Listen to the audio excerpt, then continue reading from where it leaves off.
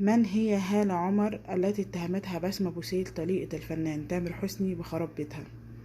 حسبي الله ونعم الوكيل فيك يا هالة، هكذا وجهت المطربة المغربية بسمة بوسيل طليقة الفنان تامر حسني رسالة قاسية إلى هالة عمر مديرة أعمال طليقها خلال ليلة زفافها. يبدو أن ليلة زفاف مدير أعمال تامر حسني ستكشف الكثير من كواليس الانفصال عن زوجته بسمة بوسيل، إذا قالت في ستوري عبر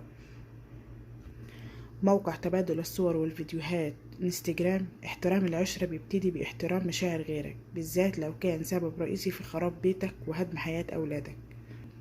تفجرت هذه الأزمة حيث نشر تامر حسني مقطع فيديو من حفل زفاف مدير أعماله، وعلق قائلا أن هذه الفتاة التي يقدمها إلى عريسها في ليلة زفافها تعرف عليها حينما كانت في 14 من عمرها، ولم تظهر هالة عمر بشكل مكثف في الوسط الإعلامي من قبل، غير أنها باتت متهمة بأنها خربت زواج تامر حسني وبسمة بوسيل.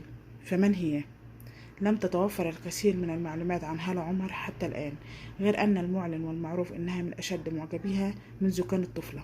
هالة عمر مسؤول عن السوشيال ميديا لتامر حسني منذ سنوات كثيرة، تعرف عليها تامر حسني منذ أكثر من 14 سنة، وكانت حينها من أكثر المدافعين عنه على الإنترنت، حيث كان هو في بداية مشواره.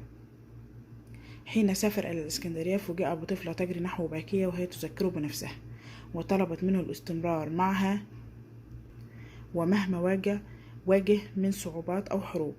في هذا الوقت كان تامر حسني يبحث عن شركة تدير حسابه على السوشيال ميديا، ولكن قرر إسناد المهمة إلى تلك الطفلة وتواصل معها رغم اعتراض من حوله.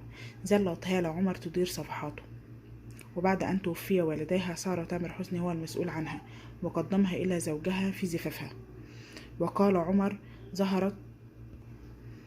أنها ظهرت بإطلالتين خلال حفل زفافها، وقالت عبر انستجرام إن تامر حسني عوضها عن والديها الذين توفوا في نفس العام.